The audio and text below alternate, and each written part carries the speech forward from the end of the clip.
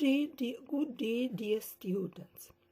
Today's main lecture will be about the respiratory system. This system of organs perform very important function, main function, which provide for the intake of oxygen from the inspired air and the elimination of carbon dioxide, a toxic byproducts of body metabolism.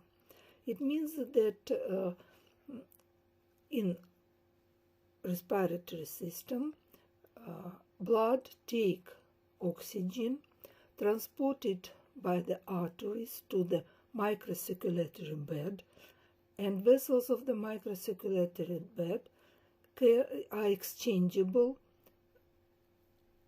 vessels, and here takes place the diffusion of gases.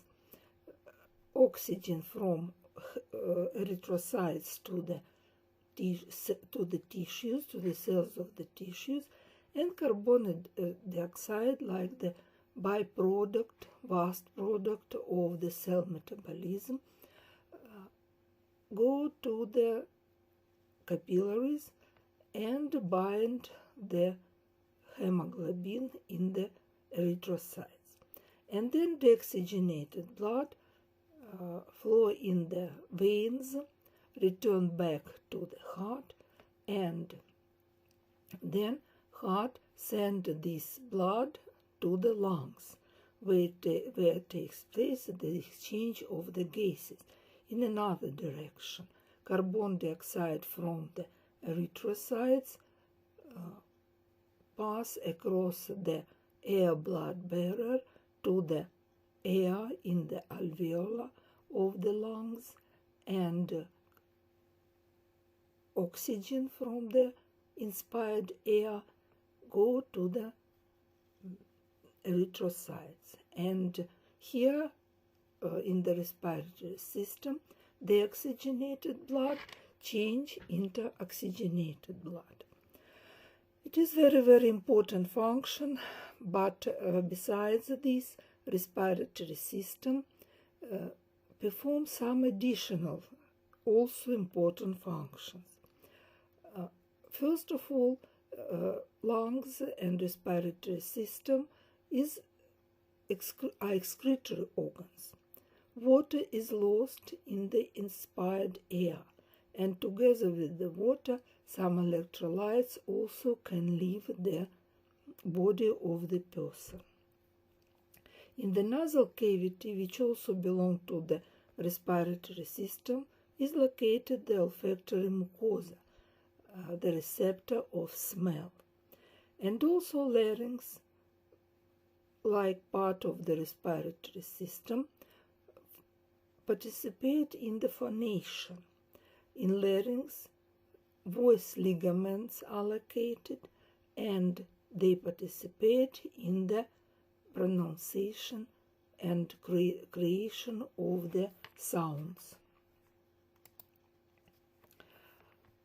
Respiratory system, its organs, can be subdivided into two portions. First, it is conducting portion, consists of the nose, then after nose pharynx, then larynx, the trachea, and the bronchi, and large bronchioles, or also terminal bronchioles. It is the same. And these passages are relatively rigid structures, being constantly parent. The second part of the respiratory system consists of respiratory bronchioles, alveolar ducts, alveolar sacs, and alveoli. Here, gas exchange occurs between air and the blood. The smallest morphofunctional unit of the respiratory portion we call the pulmonary arsonus. And all these components which I told you, it are components of the respiratory portion of the pulmonary acinus. This scheme shows you the main components portions of the respiratory system. It starts from the nasal cavity and then continue into pharynx, larynx, trachea, then system of branched bronchi, and then start the respiratory portion, the pulmonary acinus. And this system, it is closed system. It opened only exterior at the nasal cavity and oral orifice. In conducting portion, when air passes, it undergo the conditioning. What does it mean? It means that air is warmed, moistened, and filtrated. And the dust particles or some other particles remove in this conducting portion. Simply the air undergo cleaning in the conductive portion of the respiratory system. But here in the pulmonary acinus, this structure, it is separate pulmonary acinus. Looks like grape, as you see. Here takes place the gas exchange. Development of the respiratory system originates in the embryo as a ventral outgrowth from the floor of the primitive pharynx, the anterior part of the foregut, and the dermal origin. This outgrowth passes inferiorly and divides into right and left bronchial buds. Each bud later undergoes repeated dichotomical branching. The primary outgrowth becomes the trachea, with the larynx developing around its origin from the foregut. Each bronchial bud becomes a main primary bronchus, and the further orders of branching is the smaller bronchi, also bronchioles and terminal alveoli. But the origin of the lungs is discussable. Now I will tell you about the endodermal origin. But you have to know that in some manual books you can find that respiratory system has the ectodermal origin. Why? Because the primary pharynx and primary ventral outgrowth start from the equal esophageal tracheal diverticulum, but esophagus develops from ectoderm, as you know. Then these two tubes separate from one another and continue its growth, and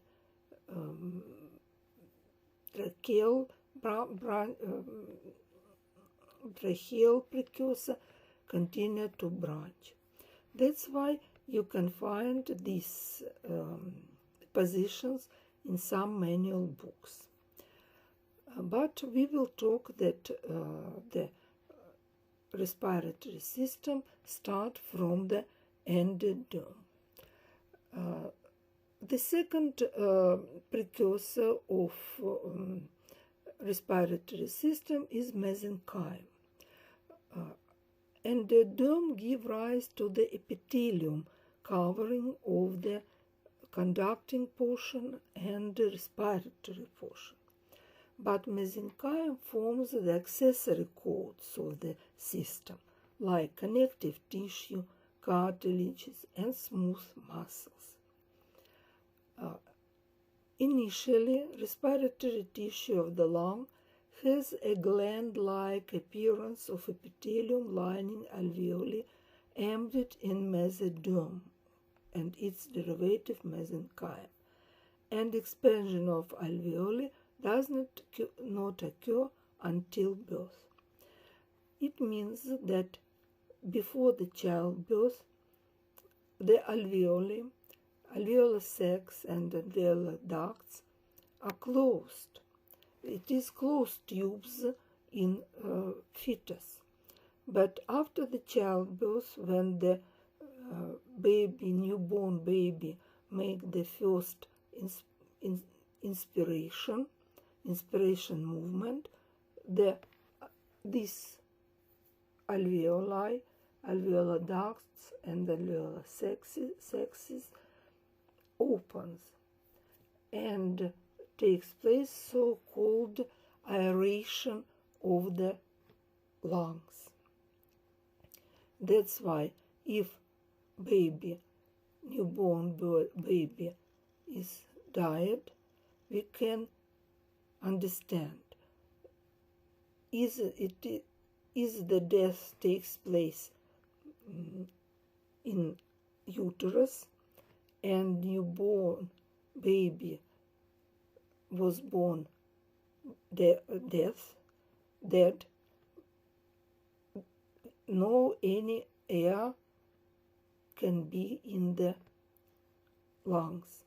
But if the baby was born alive and breathed by the air will be in their lungs. That's why it is used in criminalistic to separate these two events. The conducting portion of the respiratory system starts from the nose. It is the very difficult question for the students on the exam. That's why I'll tell you in details about the nose, and I want you to help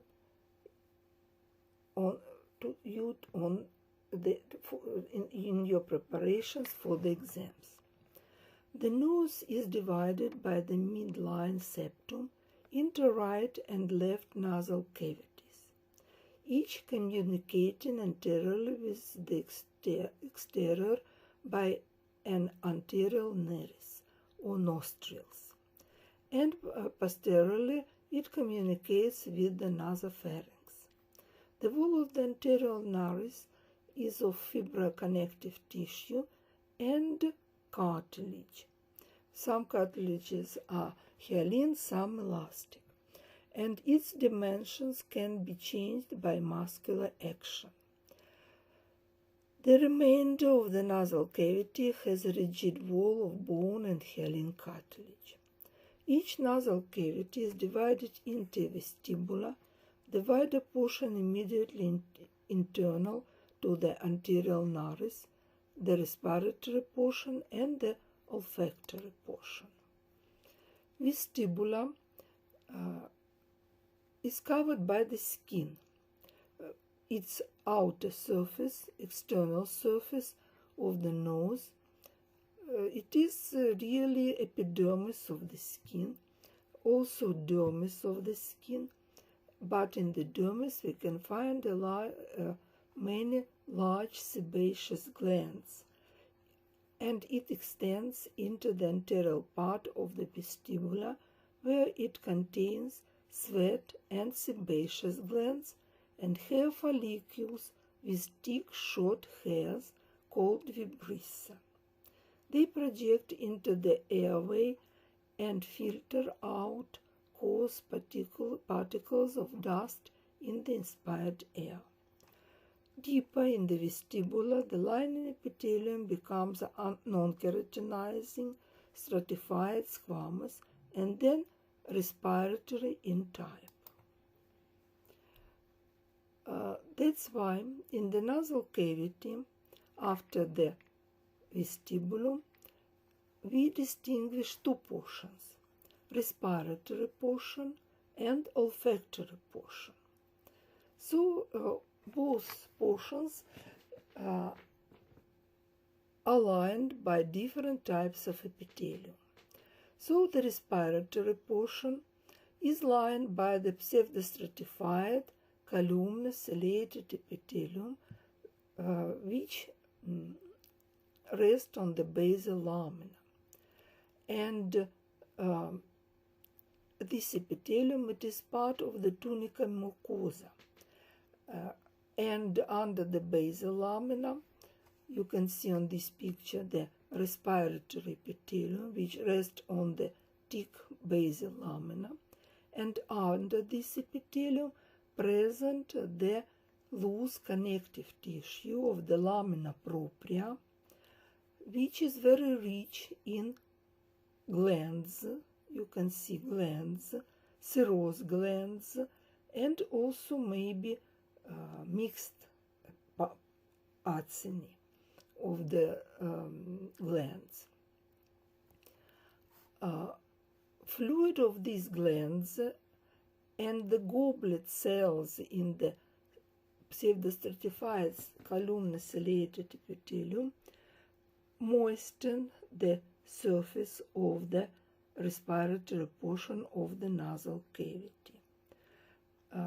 In this epithelium, as you remember, also present the tall columnar ciliated cells with the cilias. It is the second type of the cells in this epithelium. Cilias helps in the filtration of the inspired air, and they beat in the counter-relaxation of the passage of inspired air. Also in this epithelium, you can see the small cells which rest on the basal lamina and don't reach the lumen. This is the basal cell, and we believe that these basal cells are regenerative cells, which are capable for differentiation into other cell types. And between these three types of cells may be few brush cells. So it is really respiratory epithelium, which all necessary components for this epithelium. Also pay attention that in the lamina propria of the tunica mucosa of respiratory portion present large venules. You see how large are these venules. These venules, it is so-called erectile tissue.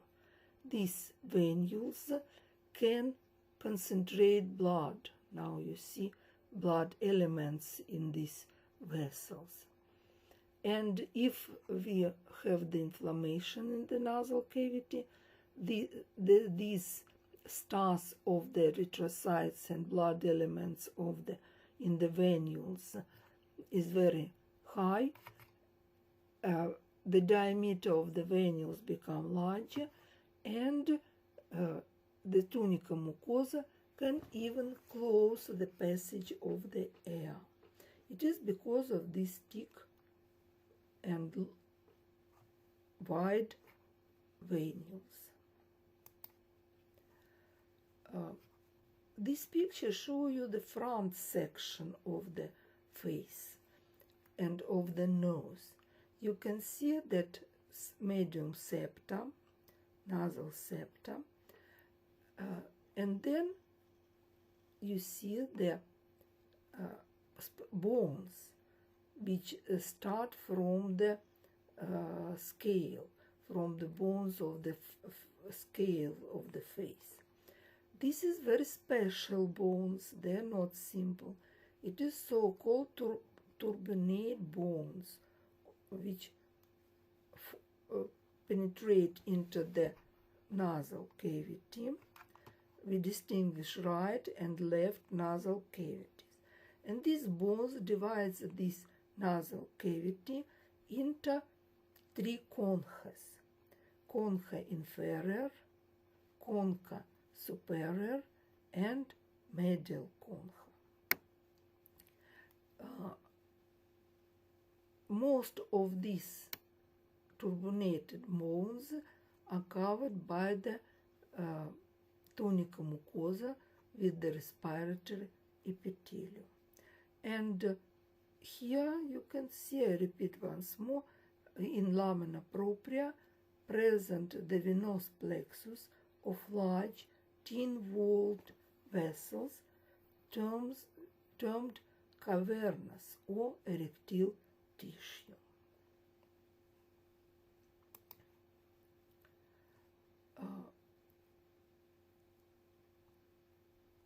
The second part of the nasal cavity is covered by another type of tunica mucosa. It is so-called olfactory portion and is covered by the olfactory mucosa. If you can look with special equipment in the nasal cavity, you will see it is very easy to find the olfactory portion, because if the respiratory portion is covered by the dark red tunica mucosa because of many venules with blood, olfactory portion is yellowish gray, and usually it locates in the root of the nasal cavity, each nasal cavity right and left, and extending down over the superior concha and the adjacent part of the septum. And in fresh condition, of course, tunica mucosa is yellowish brown or yellowish gray. It is specialized area, and you know that olfactory mucosa, it is organ of smell.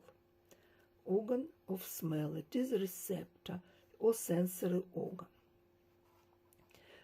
The olfactory epithelium, which covers this olfactory portion, is very specific and is covered by the olfactory epithelium, a tall pseudostratified columnar epithelium.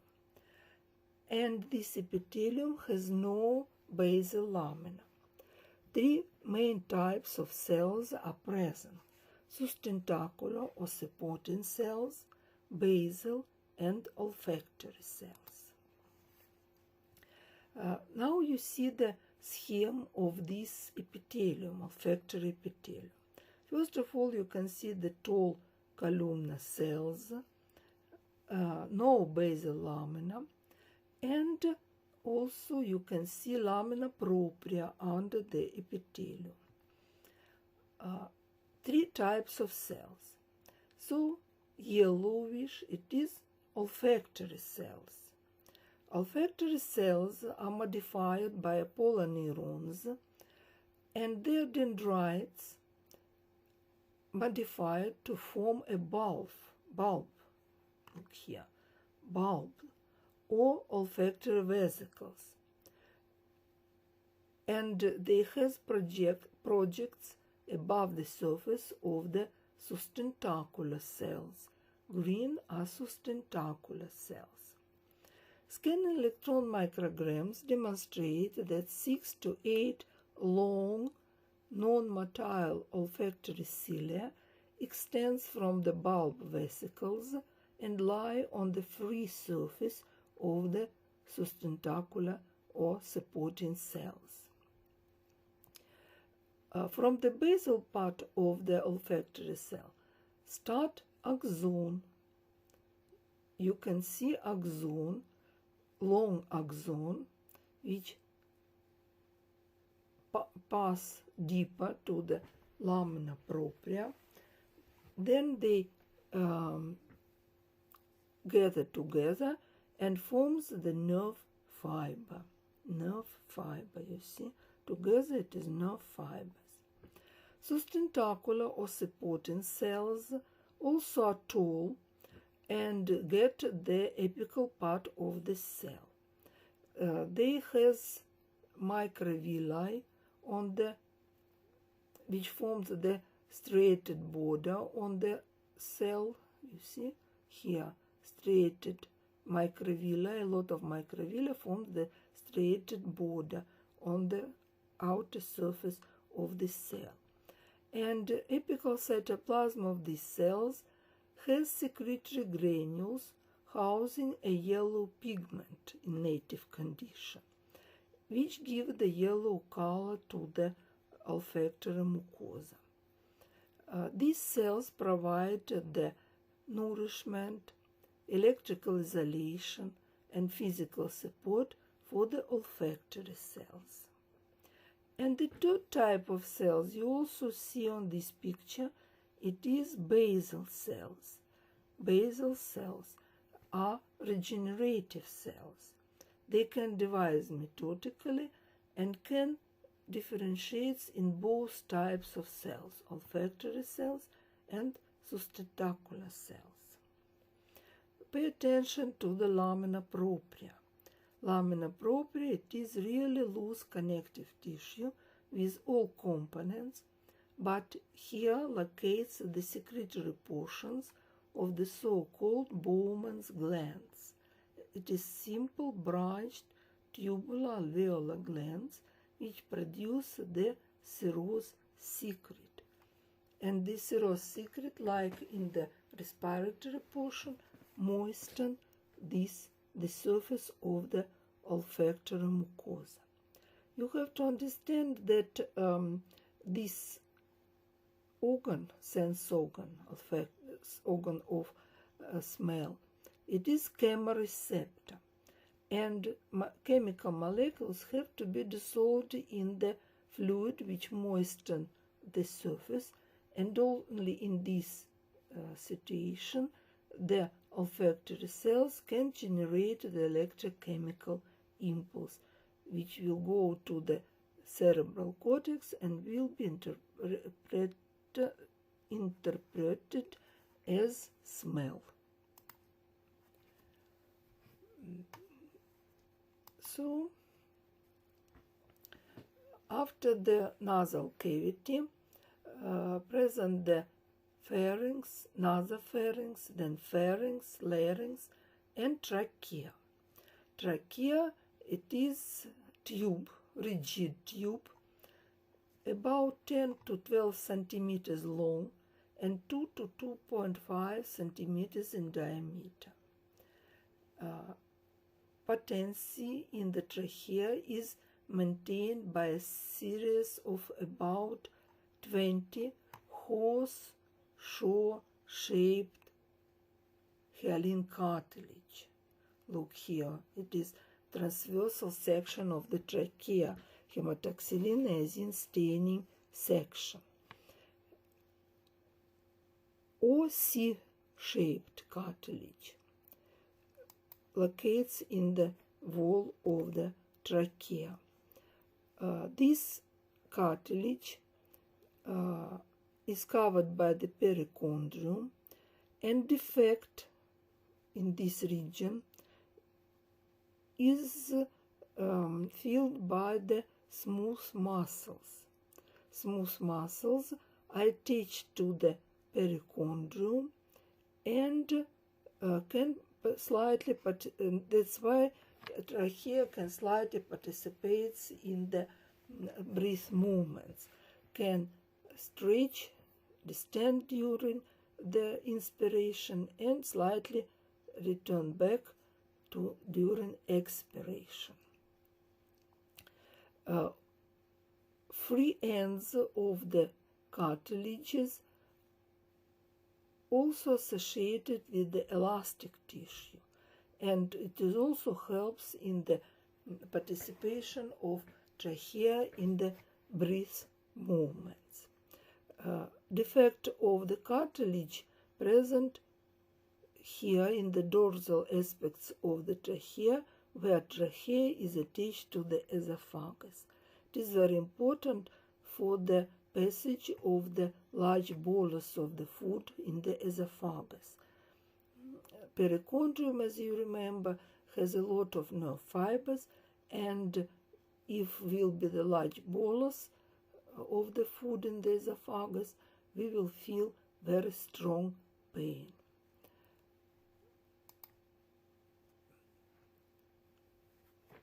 The wall of the trachea, it is tubal organ, consists of 4 original tunics. Innermost, it is tunica mucosa, which is covered by the pseudostratified ciliated columnar epithelium, resting upon a basal lamina and supported by the connective tissue lamina propria. Let's talk again about the main cells of this pseudostratified ciliated columnar epithelium. The second name of this epithelium is respiratory epithelium. We distinguish 3 common cell types, which we can identify by the light microscope. First of all, it is tall columnar ciliated cells. Their apical surface has numerous cilia. Cilia constantly beat in the counter direction of the inspired air. Between them intersperse the goblet cells. It is mucus secreting cell and its apical surface filled by the mucinogen granules. Basal cells lie adjacent to the basal lamina, do not reach the lumen, and are small and pyramidal in shape. They are undifferentiated. It is reserve cells, and somebody thinks that it is stem cell for other cell types.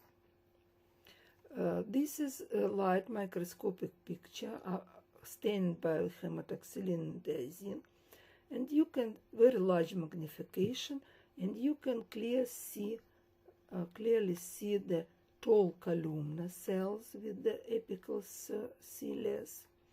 Also goblet cells, which cytoplasm is filled by the mucinogen granules. That's why the staining of this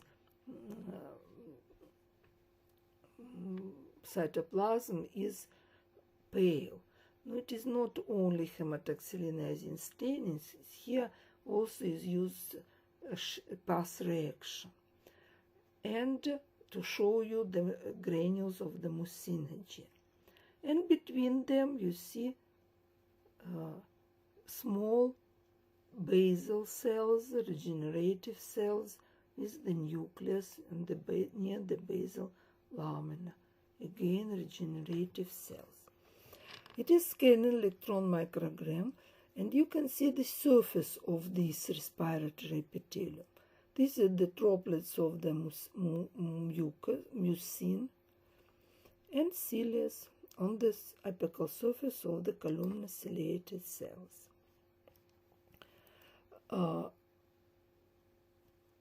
Two less common cell types also are present in the epithelium, but it can be identified only under the electron microscope.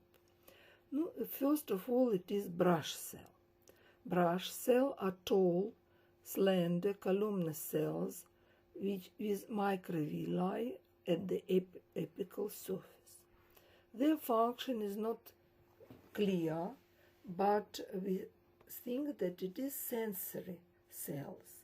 These cells are chemoreceptors which check the surface or chemical components which present in the fluid moisten the tunica mucosa, and if appears something pathological, these cells stimulate the reflex mechanism which is called as cough. The sensory cells which can initiate the cough.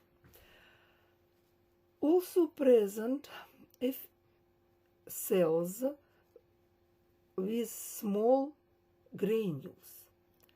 Granules are stained by the salts of the heavy metals, for example, silver, and it is endocrine cells. They need electron microscope for detection and or special staining by the salts of the heavy metals. And we think that these cells are part of the peripheral endocrine system, cells of the Aput system, amino precursor uptake and decarboxylation. Same cells present in the gastrointestinal tract. These cells produce catecholamines and vasoactive peptide. It is hormones. Also, thick basement membrane is characteristic of tracheal epithelium. Lamina propria in the trachea. Now you can see the section of the tracheal wall. You can see respiratory epithelium, lamina propria, and then tunica and lamina propria, then tunica submucosa. In lamina propria, present lymph nodules as part of the peripheral lymphatic system, and same aggregations of the lymphoid tissue present in the wall of the gastrointestinal tract. And now we meet the same components in the lamina propria of the conductive portion of the respiratory system. These lymph nodules start in the trachea and then present in all components of the conductive portion in bronchi up to the terminal bronchioles. And the name of this, if in alimentary tube it is gut-associated lymphatic tissue, now it is BALT, bronchus-associated lymphatic tissue. International abbreviation BALT. And that's why in lamina propria we can find a lot of lymphocytes, also mast cells, plasma cells, eosinophils, fibroblasts.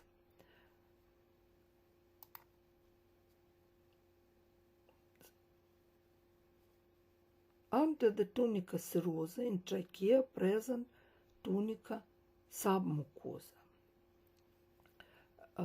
It lies internal to the cartilages, and it is layer of loose fibroconnective tissue. And in this tissue, in this tunic, we can find a lot of glands, tracheal glands proper. It is small mixed glands, and some of them has serous secretory units. These glands constantly produce mucus and serous component which moisten the inner surface of the trachea.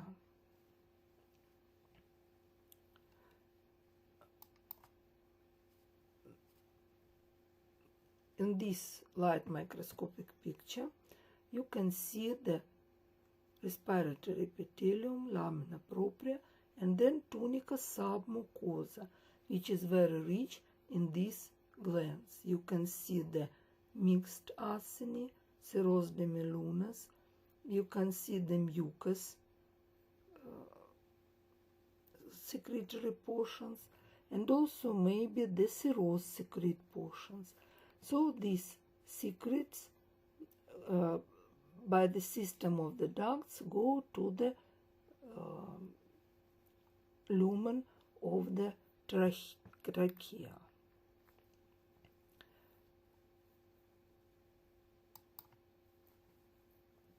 Then, next layer in the trachea is fibrocartilageous layer, which I explained you, consists of 20 to 22 hyaline cartilages of C-shaped, and then outer layer it is tunica adventitia, original tunica adventitia, which consists of the loose connective tissue. After then trachea divides into two main or primary bronchus. You can see trachea on the scheme, and then it divides into two bronchus.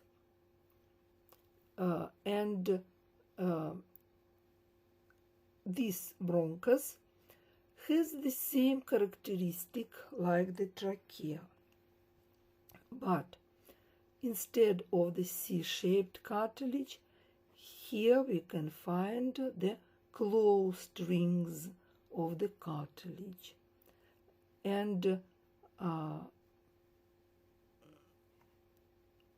these two bronchus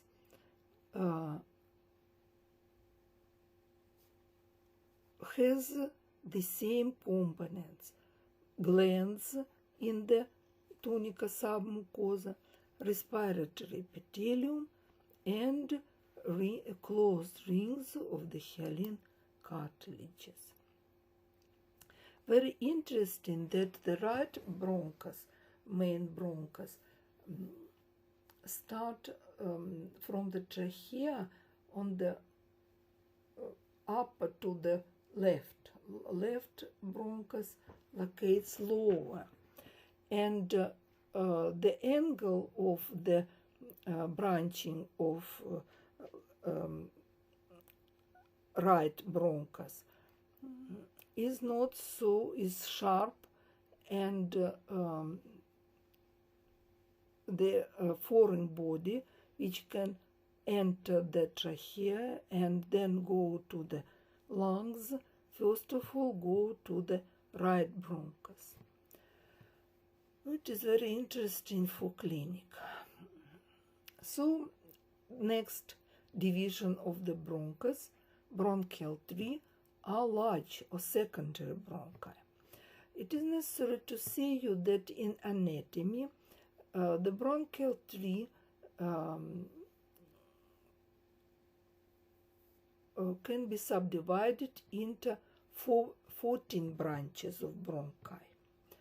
But histologically, we distinguish only 4 types, according to the components of the wall of this bronchus. So the first I described you the main bronchus, then next large bronchus. Usually it is secondary bronchus. This is lobular bronchi, branch directly from the primary bronchi. Each supply one pulmonary lobe. And you remember then in right lungs present 3 lobes, in left 2 lobes. That's why we have 3 lobular bronchi in the left and 2 in the right and 2 in the left lungs. These bronchus, you can see section of them on the right picture. Left picture, it is main bronchus. You look here, you can't see any difference in the composition of the respiratory epithelium. Same respiratory epithelium with the same, you can see ciliated cells, then goblet cells, basal cells, and other 2 types are undistinguishable in this under the light microscope. Also, you can see the lamina propria same. No, here you can't see the tunica submucosa, but in large bronchus also present glands, like in trachea, same glands. You can see the pockets of these glands. Also present hyaline cartilage. But if in main bronchus cartilages are closed rings, now it divides into two, demi or semicircular. In large bronchus, hyaline cartilage have semi-ring shape. Semi-ring shape.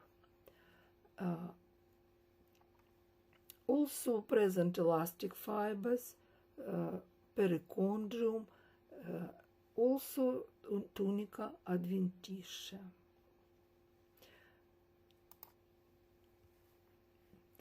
Next division of bronchus, it is medium or tertiary bronchi.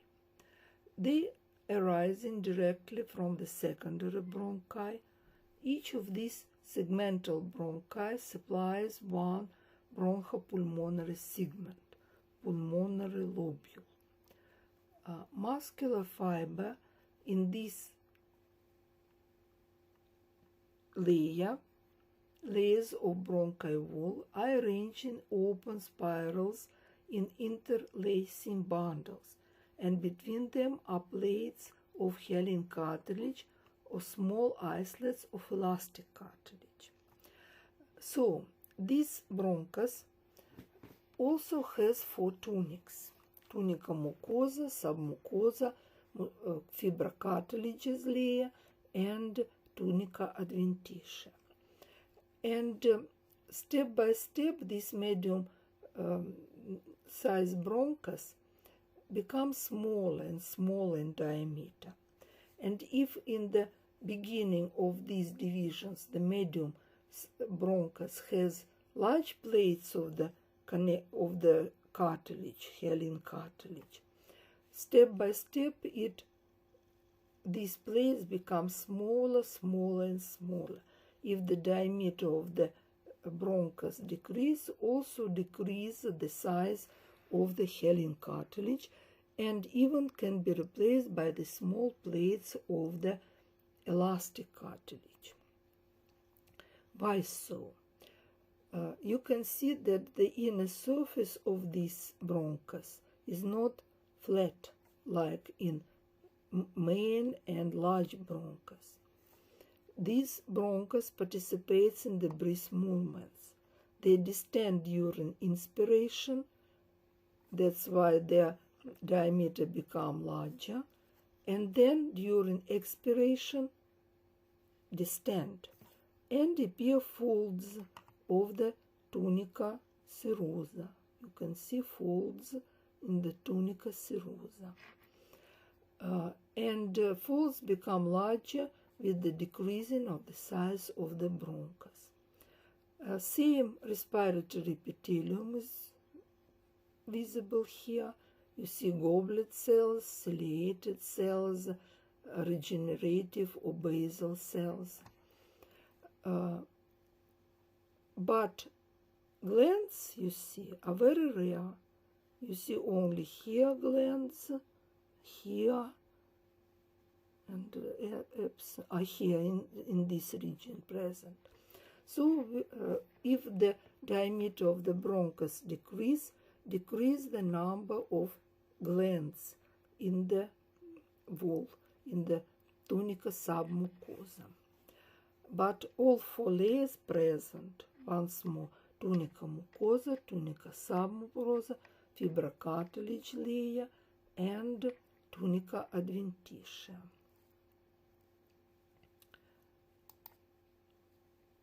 And the small bronchi or terminal bronchioles are regarded as a conducting tube of 1 millimeter of diameter or less, embedded in little or no connective tissue and surrounded by respiratory tissue, by the alveoli. Characteristically, cartilages, glands, and lymph nodules are absent. Look on this picture, please. light microscopic picture of the bronchus. Now you don't see cartilaginous plates, no glands, and no lymph nodules. You see very long and deep longitudinal folds. And instead of the hyaline cartilage or elastic cartilage, here you can see comparatively thick layer of the smooth muscles. Look here, smooth muscles. And between smooth muscles, you see these free spaces. It is elastic fibers, a lot of elastic fibers. And in these terminal bronchioles, we can find some changes in the covering epithelium. Here, no absent the respiratory epithelium. In this epithelium disappear goblet cells, and ciliated cells become very rare. Regenerative, of course, stay. And epithelium now is not columnar but cuboidal. Look on this picture. We can see that cells are cubic-like, simple cuboidal epithelium, but they have the dome-like projections on the apical surface. These cells has name Clara cells. Clara cells. They prevalent in the epithelium which covers the small bronchi, which has the name terminal bronchioles. And these cells are prevalent, I told you, and few ciliated cells, you see few ciliated cells are scattered between the Clara cells. Also, some brush cells present stay here, not disappear at all. Endocrine cells also present, but also very, very rare. Goblet cells absent at all. And terminal bronchioles, it is the end of the conductive portions of the respiratory system. And after the terminal bronchioles start the respiratory portion. I repeat once more, the main function of the conductive portion is the moisten, filtration, and warming of the inspired air. We can't breathe by the cold, dry, and dirty air. So, respiration. What is it, respiration? Respiration, it is gaseous exchange. Gaseous exchange. Gaseous exchange. And it can occur only where the barrier separating air and blood is very thin. Such an arrangement is found from the respiratory bronchioles to the alveoli. This unit, morphofunctional unit of respiratory portion, it is pulmonary acinus. Pulmonary acinus, please look here on this section, hematoxylinazine staining, start from the respiratory bronchiole. You see the terminal bronchiole, which branch into the respiratory bronchiole. Each terminal bronchioles divides into two respiratory bronchioles. Each respiratory bronchioles divides into two alveolar ducts, and each alveolar duct divides into two alveolar sacs. And then sacs is finished by the two alveoli. You can see finished by two alveoli. This type of division has named dichotomical type of division. Sometimes students ask me, what is the difference between the wall of the terminal bronchioles and the respiratory bronchiole? Wall has the same components, which I described earlier, but under the microscope it is very easy to separate one from another. You see terminal bronchiole, you see its wall is very well visible.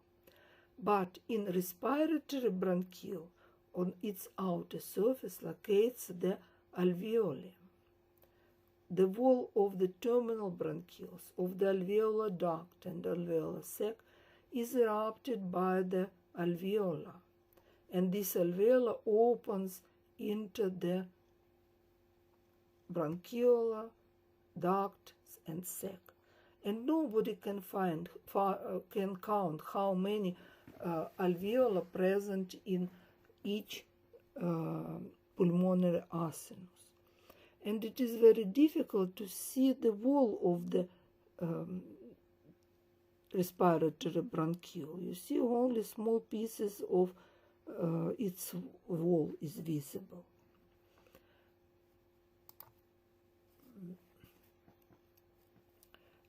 So, some again words about the respiratory bronchioles. So, terminal bronchioles end by the branching the respiratory bronchiole. See terminal bronchioles. Also here it is larger bronchus. You see the lymph nodules of the bronchus-associated lymphatic tissue. Then start the respiratory bronchiole, and its prolongation is 1 to 4 millimeters in men, 0.2 to 0.15 millimeters in diameter. As terminal bronchioles, it is lined by the simple cuboidal epithelium with the Clara cells mostly, and no here goblet cells and few ciliated cells. The lamina propria is very thin here, and tunica submucosa also is very thin. Of course, no glands, no cartilage, but you see very thick layer of the smooth muscles. Here, this epithelium is supported by very thick layer of the smooth muscles and also elastic fibers. Next division after the terminal bronchiole present the alveolar duct. You can see that it divides into two alveolar ducts. Alveolar ducts, it is cone-shaped, thin-walled tubes with the squamous epithelium, lining so thin that it is difficult to resolve with the light microscope. External to the epithelium is thin fibroelastic tissue. Around the alveolar duct we can see a lot of alveola which opens in the alveolar duct. But these alveola can be supported by the smooth muscle fibers. A lot of smooth muscle fibers and elastic fibers are present here. Alveolar sac has the same configuration, and then they finished by the alveoli. Alveoli are very small but are visible under the light microscope. They are polyhedral or hexagonal shaped, open to a respiratory bronchiole, alveolar duct, alveolar sac to permit inflow of air. Adjacent alveoli are separated by an interalveolar septum. This septum also specialized for gas exchange and is critical to respiratory function. Septa consist of two simple squamous epithelium layers with the interstitium sandwiched between them. The interstitium consists of continuous non-fenestrated capillaries embedded in the elastic connective tissue that comprises elastic and collagen fibers, ground substance, fibroblasts, mast cells, macrophages, leukocytes, and interstitial cells. This elastic tissue is an important component of the ventilation mechanism. You know that during inspiration our lungs distend, during expiration return back, and these elastic fibers in the septa around the alveolar helps in these movements. The wall of the alveolar, look please on this picture, light microscopic picture section of the alveolar. One alveolar, the second one alveolar. The wall of the alveolar is very thin and consists of two types of epithelial cells which rest on the basal lamina. So each alveolar is covered by the basal lamina. Type 1 cells has several names which are synonyms.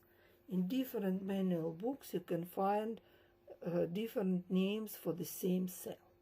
Type 1 alveolocytes, type 1 pneumocytes, respiratory alveolocytes, and squamous alveolocytes. These so many names because of the shape and function of very important function of this cell. First of all, it is squamous cell. It is part of simple squamous epithelium. It is flat cells, not tall. They has nucleus which locates in one part of the cell, other regions without cells and organelles. And they are respiratory. We breathe across these cells, and gas exchange takes place across the alveolocyte type 1. These cells are very numerous and comprise 97% of the alveolar surface.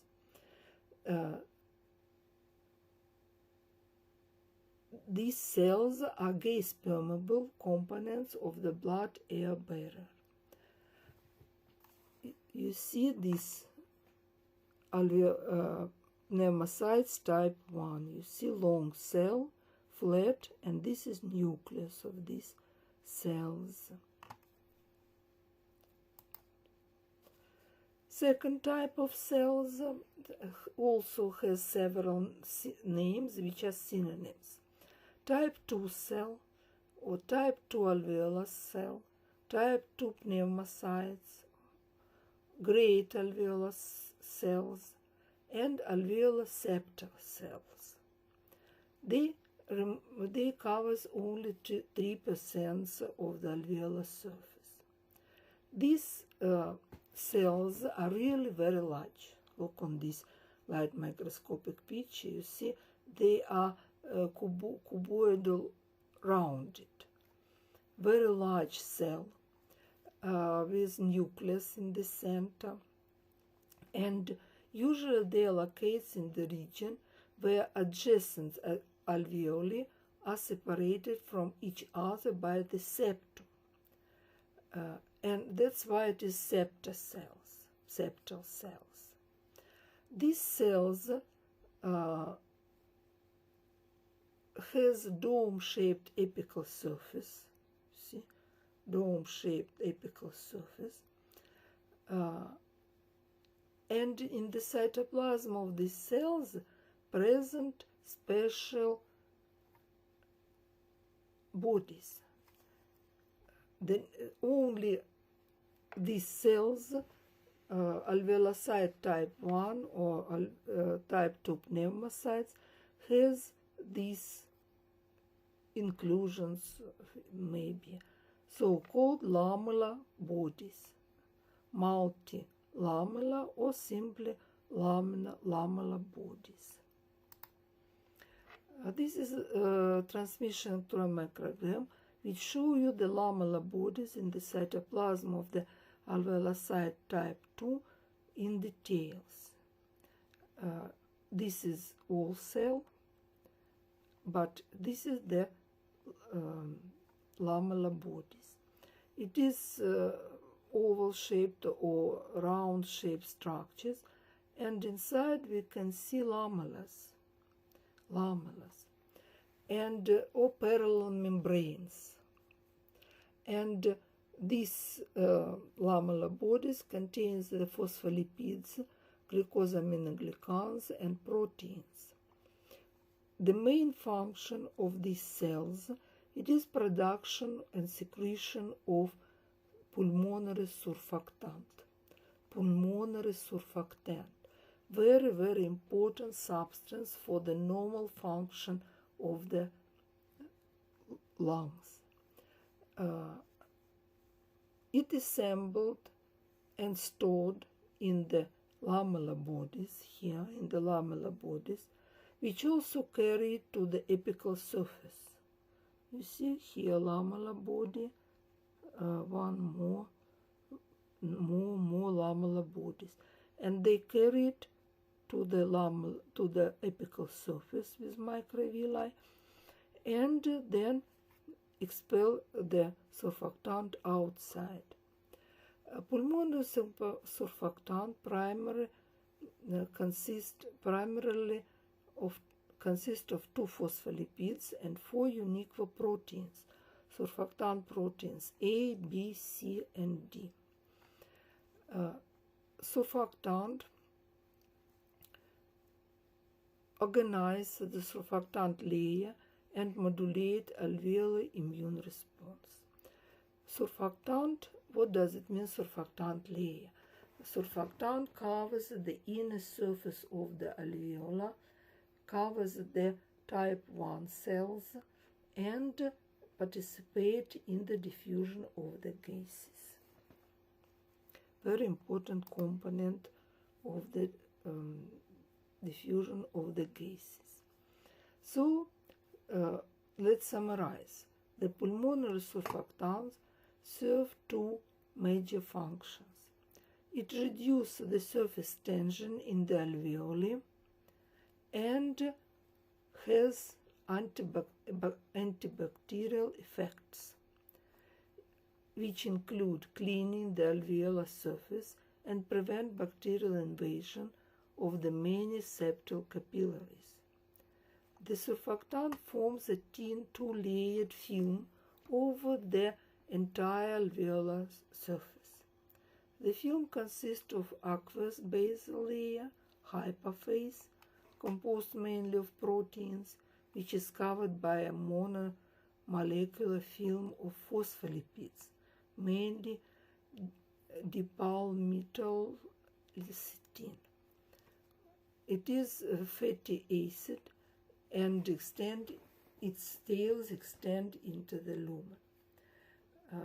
This film reduce the surface tension in the alveolar and prevent it from the collapse during expiration. And also surfactant prevent the edema of the alveolar.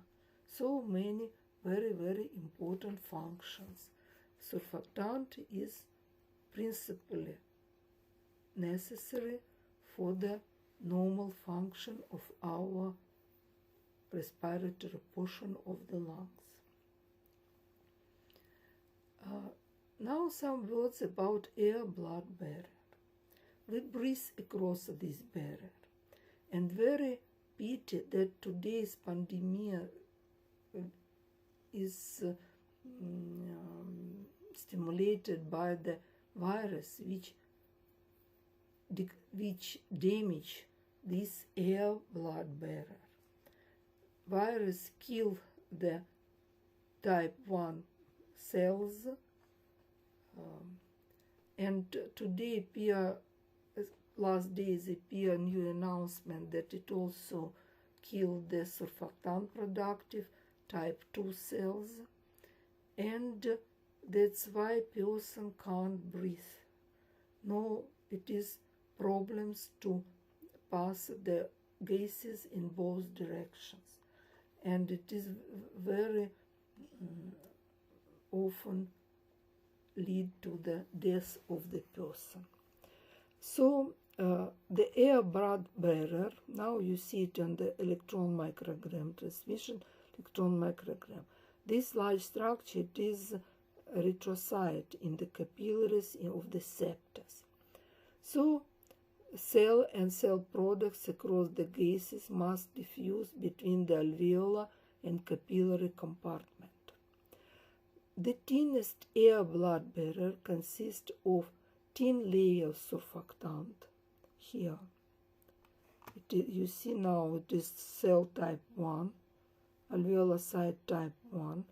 It is region of the cell with the nucleus, and it is this region without nucleus and organelles, which this cell rests on the basal lamina. Then under it is the capillary endothelial cell and its basal lamina. From the other side of this basal lamina of alveolar side, present the basal lamina of the endothelial cell, which form the wall of the capillaries.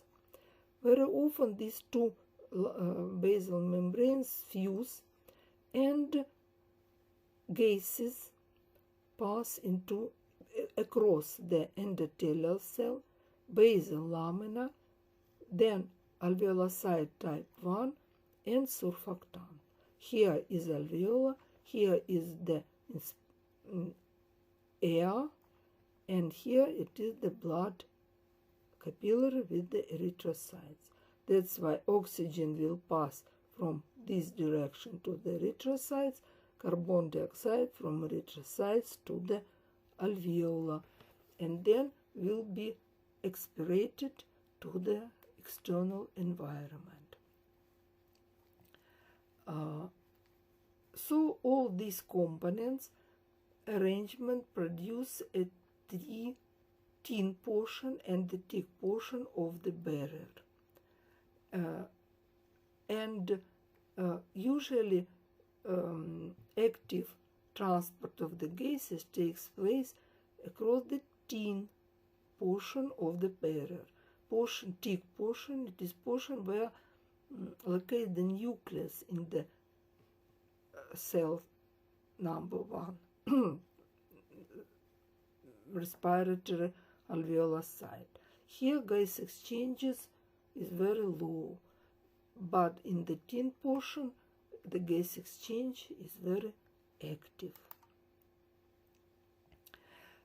Also in alveolar maybe one more type of cells, so-called alveolar macrophages or dust cells. Alveolar macrophages or dust cell. Here it is the transmission electron microgram of this cell. It is really macrophage which develops from the monocyte of the blood. Remember that blood monocyte, leukocyte, a granulocyte monocyte can leave the bloodstream and go to the connective tissue, and also to the connective tissue of the lungs, and transformates into the macrophage. Historically, they get named the alveolar macrophage or dust cell. Macrophage phagocyte and remove the debris that escapes the mucus and cilia in the system's conducting portion.